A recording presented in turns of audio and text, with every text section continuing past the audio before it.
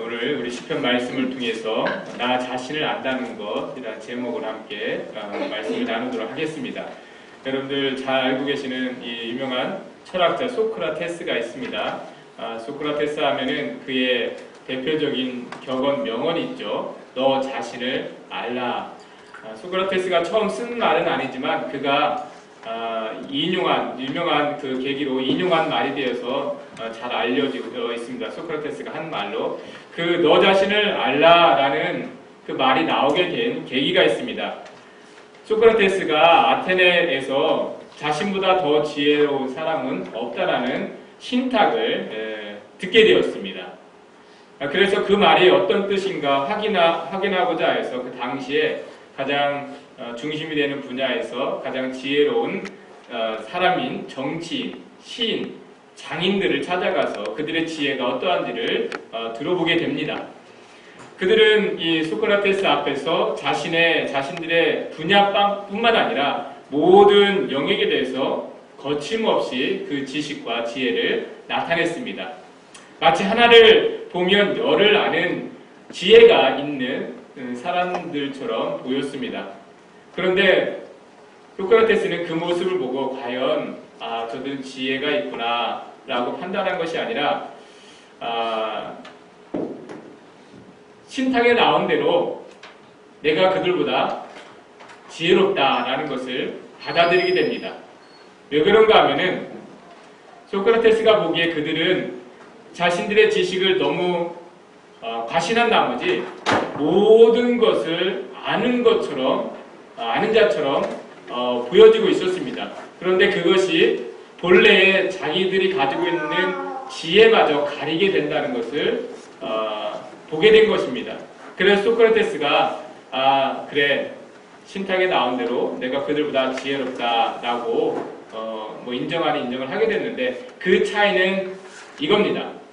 소크라테스는 자기 자신의 무지를 알고 그들은 그들의 무지를 모른다는 그 차이점에 있습니다. 지혜롭다는 것은. 그렇죠? 모든 것을 다 아는 자가 지혜로운 자가 아니라 자기의 연약한 부분, 무지한 부분을 아는 자가 지혜로운 자다라는 그런 의미였습니다. 너 자신을 알라. 그것은 너의 무지함을 알라. 그런 맥락에서 그 말이 나오게 되었습니다. 아마도 오늘날 우리 사람들이 더 귀담아 들어야 할 말이 아닌가 생각하게 됩니다. 그 어느 때보다도 지식으로 넘쳐나는 세상에서 우리가 살고 있습니다. 우리가 하나를 알면 열을 아는 것처럼 많은 지식과 경험을 가지고 있습니다. 그래서 자기 자신을 돌아보기보다는 많은 부분에 있어서 우리는 먼저 판단을 가지고 또 그것을 이야기하고 또 주장하고 있는 것을 보게 됩니다. 자기 자신의 지식과 경험을 또 판단력을 너무 과신한 나머지 우리는 마치 모든 것을 아는 것처럼 이렇게 살아갈 때가 종종 있는 것 같습니다. 여러분 이러한 이 모습들 오늘날 문제뿐만 아니라 소크라테스 그 당시에도 그렇고요. 그런데 처음 알고 보면 성경 말씀을 보면 하나님께서 처음부터 하신 말씀이 이것이더라고요. 너 자신을 알라. 하나님의 하신 말씀에 우리에게 주신 말씀의 처음 말씀부터 지금까지 늘 그 의미가 뭐냐면 너 자신을 알라. 하나님은 우리에게 이렇게 말씀하세요. 너의 한계를 알라. 하나님이 우리에게 말씀하셨죠. 너는 흙이니 흙으로 돌아갈지라. 그 말씀의 의미는 뭐냐면 너의 연약함을 알라. 너의 한계를 알라. 너의 부족함을 알라. 그런 의미였어요. 그런데 이것을 알지 못하여 사람이 자신의 능력을 너무 과신한 나머지 하나님과 같이 되려고 했죠. 하나님과 같이 될 수도 있다고 생각을 하게 된 겁니다. 사람이 자신의 한계를 기억하지 못했던 것입니다. 여러분 하나님이 보시기에 사람이 그와 같이 어리석을 수가 없었어요. 지혜를 얻었는데 그 지혜 때문에 죽음에 이르게 된 겁니다. 스스로. 자신들이 안다는 것으로 오히려 망하게 되었으니 사람이 얼마나 어리석게 되었습니까? 하나님이 그 이후로도 계속 말씀하세요. 우리에게 너 자신을 알라. 너의 연약함을 알라. 너의 한계를 알라. 사람은 그와 같이 스스로가 얼마나 연약한 존재인지를 철저하게 알기까지는 이 죄의 무지함에서 벗어날 수가 없습니다. 오늘 이 말씀을 통해서 하나님께서 우리에게 주시는 말씀이 그와 같습니다. 너의 한계, 너의 연약함을 반드시 알지어다. 오늘 시편 말씀 15절 16절 말씀 우리 같이 한번 다시 읽어보겠습니다. 시작. 인생은 그 날이 풀과 같으며 그 영화가 들의 꽃과 같도다. 그것은 바람이 지나가면 없어지나니 그 있던 자리도 다시 알지 못하거니와. 우리가 말하는 이 지혜와 지식은 기본적으로 안다라는 것입니다. 안다.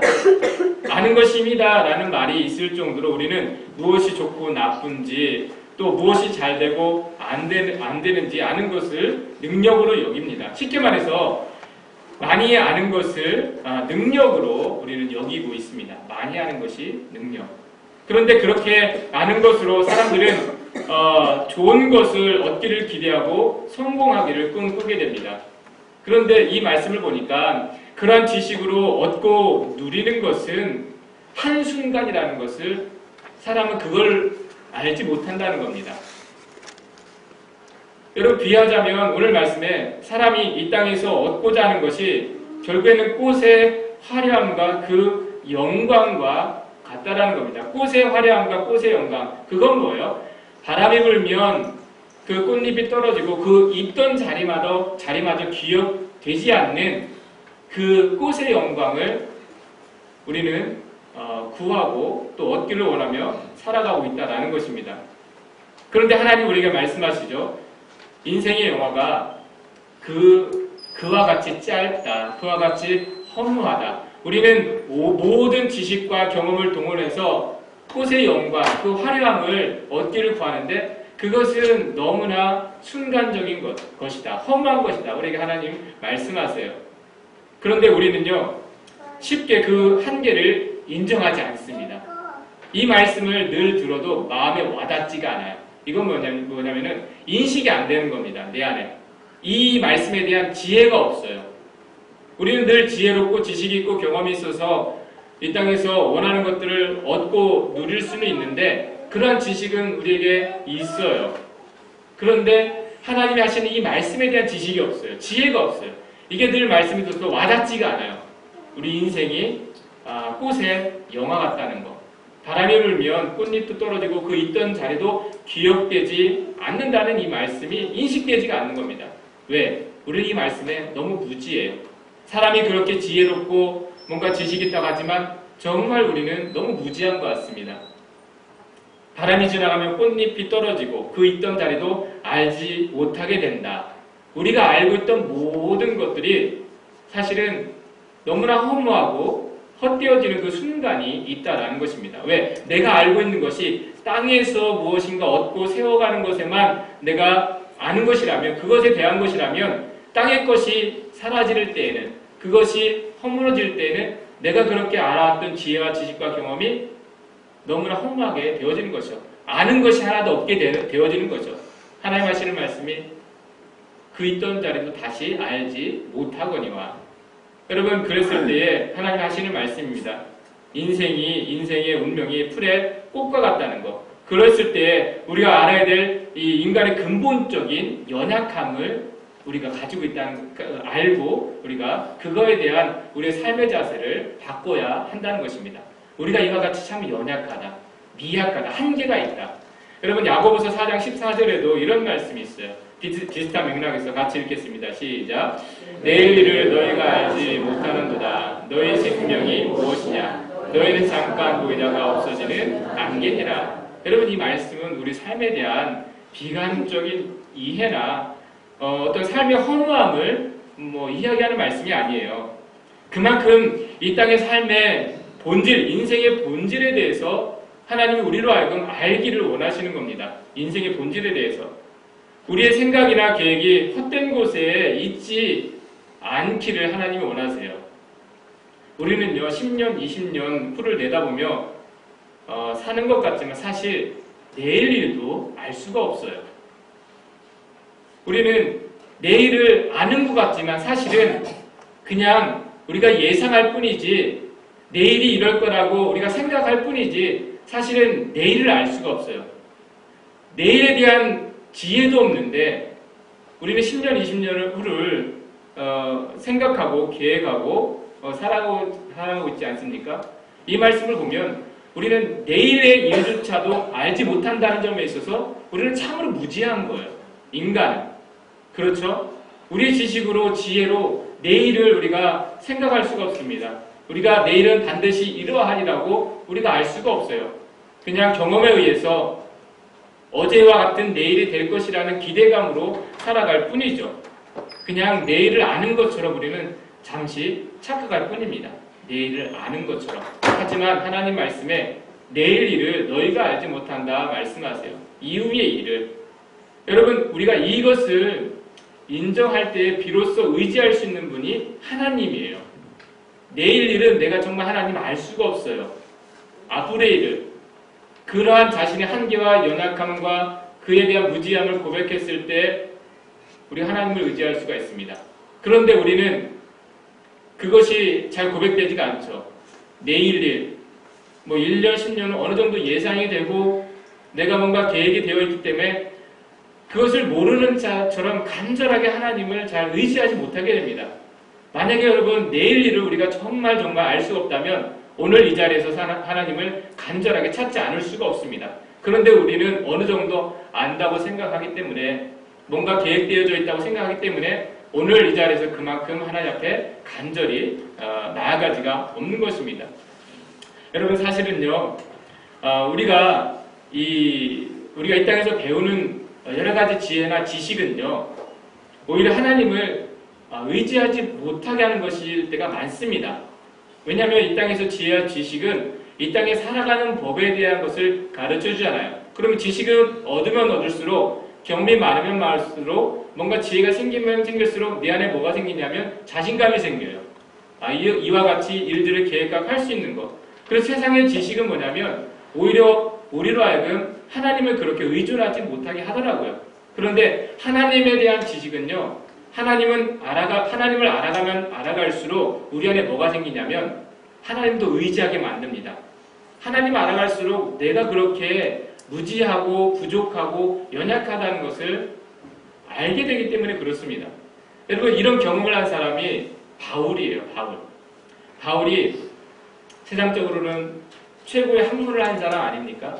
그랬는데 그 학문 때문에 하나님을 그렇게 의존하지 않았어요. 자기 의를 가지고 하나님의 일을 하려고 했었지. 그런데 그가 예수 그리스도를 알고 난 이후에 오히려 그 지식 때문에 내가 하나님을 가까이 하지 못했다는 것을 뒤늦게 깨닫습니다. 그 지식이 너무나 해로웠다는 것을 알게 돼요. 예수 그리스도를 알게 되네요. 그러면서 고백한 말씀이 빌립보서 3장입니다. 같이 읽습니다. 그러므로 무엇이든지 내게 유익하던 것을 내가 그리스도를 위하여 다 해로 여길 뿐더러 또한 모든 것을 해로 여김은 내 주 그리스도 예수를 아는 지식이 가장 고상하기 때문이라. 여러분, 바울이 이 율법을 공부했습니다.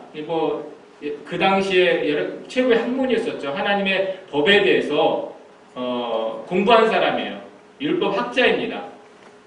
그런데 그게 왜 문제가 되었냐면 그 지식은요, 그 본인에게 의를 가져다 줬어요. 의.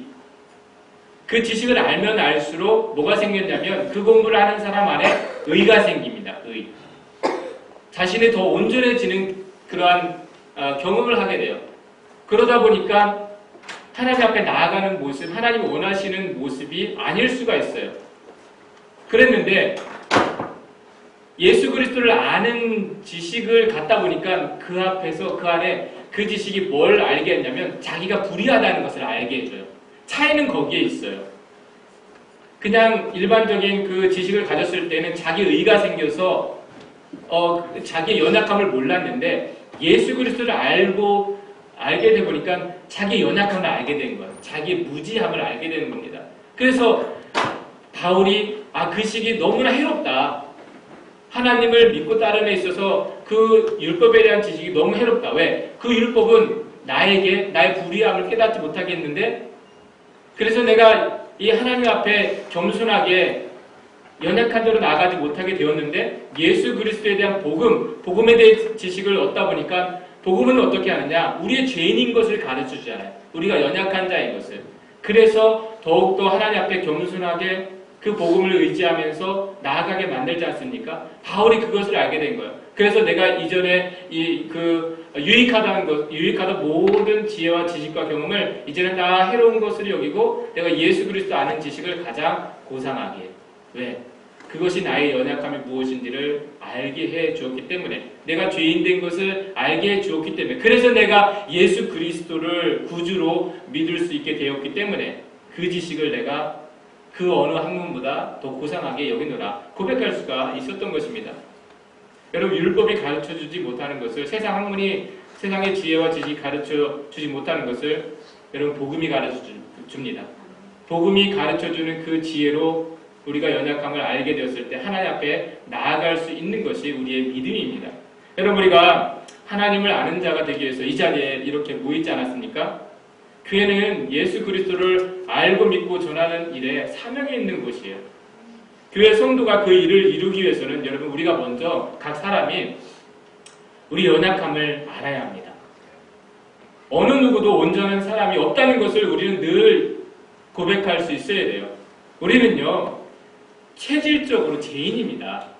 여러분, 우리가 교회에 이 자리에 이렇게 모였지만 여러분, 우리가 잊지 말아야 될 사실이 하나가 있는데, 우리는요 체질적으로 죄인이에요. 우리가 신앙생활을 하는 가운데 하나님을 알게 되었고 지식이 있고 또 신앙이 깊어졌고 거룩해진 것 같아도 우리는 항상 죄로 향하는데 빠른 체질을 가지고 있다는 것을 잊지 말아야 돼요. 그것은 변함이 없어요. 우리가 그래서 하나님 앞에 나온 지 그 연수가 적든 길든 내 안에는 이 죄로 향하는, 사도 바울이 오라 나는 공고한 사람이로다, 이 사망의 몸에서 누가 나를 구원해내랴. 여러분, 체질적으로 죄로 향하는데 빠른 우리 몸을 우리는 가지고 있어요. 그래서 예수님을 우리가 알아가면 알아갈수록 하게 되는 게 뭐냐면, 주님, 정말 제가 너무나 연약하네요. 제가 정말 부족하네요. 주님이 아니면 내가 한순간도 온전할 수가 없네요. 그것을 고백할 수밖에 없는 겁니다. 우리의 연약함을 알게 되는 것. 여러분, 우리가 신앙생활을 하면서 날마다 자기 자신에 대한 이 모습을 고백하며 나가야 돼요.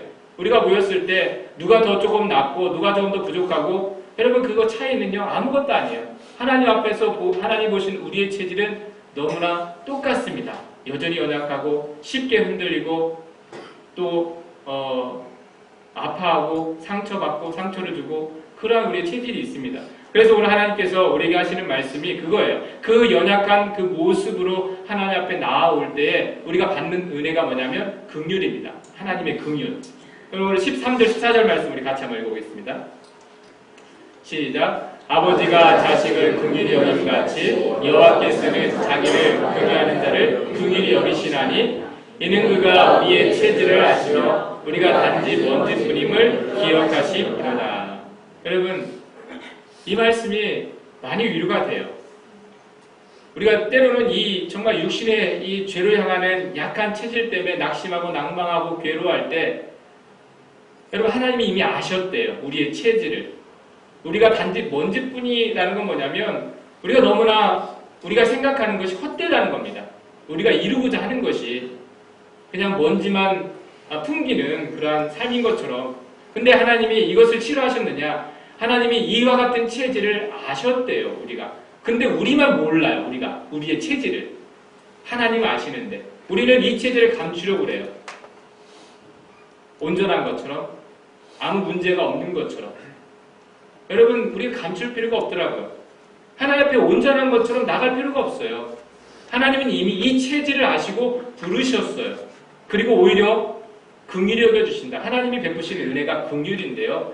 긍휼은 뭐냐면 말 그대로 불쌍히 여기신다는 겁니다.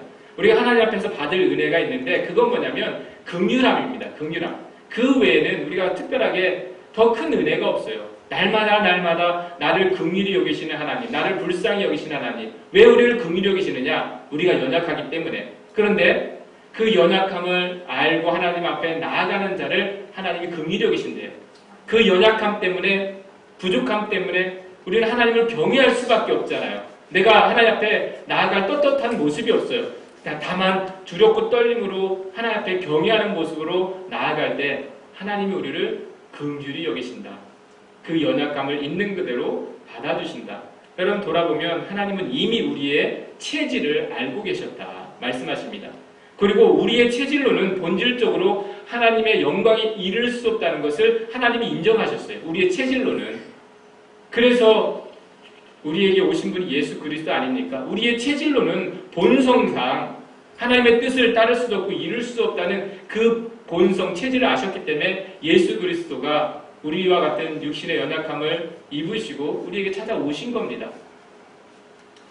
그로 인해서 오늘 히브리서의 우리 초청의 말씀처럼 우리의 연약함을 체휼하지 아니하시고 우리와 같이 똑같이 시험을 받아보신 그 예수님이 우리 육신의 연약함을 아시는 그 예수님이 우리를 위해 더 중보하시고 우리를 더 긍휼히 여겨주시고 우리에게 더 은혜를 베풀어 주실 수가 있었던 것입니다. 우리가 그 은혜를 안다면은 우리가 그와 같은 나 자신의 연약함을 안다면 우리는 날마다 하나님 앞에 겸손한 모습으로 나아갈 수밖에 없는 것입니다. 여러분 저는 우리가 서로 얼마나 연약한 존재인지를 서로 알아주었으면 좋겠습니다. 우리가 이렇게 모였을 때 우리가 서로 그것을 나 자신을 인정할 뿐만 아니라 상대방에서도 인정해 주어야 돼요. 연약함이 있다는 것을. 때로는 실수할 수 있다는 것, 때로는 부족함이 있다는 것을 우리는 인정해 줄 수 있어야 돼요. 왜 그래? 왜 저래가 아니에요. 인정해 줄 수 있어야 돼요. 왜? 우리 안에 연약함이 있기 때문에. 그리고 교회도 그렇습니다. 우리가 우리 교회를 생각하면 참 연약함이 많아요. 그래서 교회도요. 연약함을 좀 인정해 줘야 돼요. 오늘날 왜 교회가 저럴까? 여러분 교회라고 해서 항상 당연한 것만 있는 게 아니에요. 교회는 항상 이래야 되고 교회는 저래야 되는 그 당연함이 있는 게 아니에요. 교회도요. 체질적으로 약할 수가 있어요. 연약한 부분이 있습니다. 제가 생각해봐도 우리 교회는 아직 체질적으로 약해요. 말 한마디에 쉽게 흔들릴 수도 있고요. 또 쉽게 상처받을 수 있고요. 교회가요. 아직도 체질이 참 약합니다. 연약한 부분이 너무 많아요. 그랬는데 생각해보면 그 연약한 체질에 대해서 하나님이 더 많은 긍휼을 베풀어 주신 것을 알게 됩니다. 교회가 지금까지 우리가 오면서 온전해서 온 적이 없어요. 정말 되어지지 않은 체질 때문에 여러 가지 어려움이 있었는데 약함이 있는데 하나님은 오히려 더 긍휼히 여겨 주셨더라고요. 돌아보면 그 연약함을 아시고 하나님이 아셨지 않겠습니까? 우리의 체질을. 마찬가지입니다. 우리 가정에 여러분들 삶의 자리 체질을 하나님은 이미 알고 계세요. 알고 계셔서 우리를 그 삶의 자리에서 하나님은 우리를 다루시는 법을 아세요. 어떻게 우리를 품어주셔야 되는지 하나님은 알고 계시다니까요. 부모가 자녀의 체질을 다 알지 않습니까? 음식을 뭘 먹어서는 안 되고 뭘 먹어서는 되는지 또 날씨의 체질은 어떤지 그랬을 때 옷을 입힐 나이는 더 입히고 음식을 먹일 나이는 더 먹기 그러지 않습니까? 부모가 그 체질을 아는 부모가 자녀를 그렇게 돌봅니다. 마찬가지예요. 우리 삶의 자리에 여러분 때로 우리가 부족함 때문에 미리 염려하고 걱정하지만 하나님은 이미 우리의 체질을 아세요. 가정이나 우리 삶의 자리나 모든 환경에서. 그러면 하나님께서 그 체질을 아시는 하나님께서 미리 우리를 위해서 준비하시는 그 일들이 있지 않겠습니까? 여러분 그래서 우리가 할 수 있는 것은 두 가지입니다. 나의 연약함과 그것을 품으시는 하나님, 이 두 가지를 아셔야 돼요. 여러분 우리가 감출 게 없어요. 하나님 앞에 내가 나의 그러한 이 부족한 부분들, 연약한 부분들 하나님 앞에 고백하면 늘 나아가는 하나님 이 영역에서는 제가 너무 무지한 것 같습니다. 연약합니다. 지식도 없고 경험도 없을 때가 많습니다. 그래서 늘 넘어집니다. 여러분 고백하면 나아갈 때 하나님께서 오히려 더 긍휼을 여겨주시고 그 가운데 이미 아시는 하나님이 우리를 붙드시고 이끌어 가시는 은혜가 우리 삶의 자리에서 가정과 교회 가운데서 놀랍게 나타나게 될 줄 믿습니다. 그러한 은혜가 늘 함께 하시길 주님의 이름으로 축원합니다. 기도하겠습니다.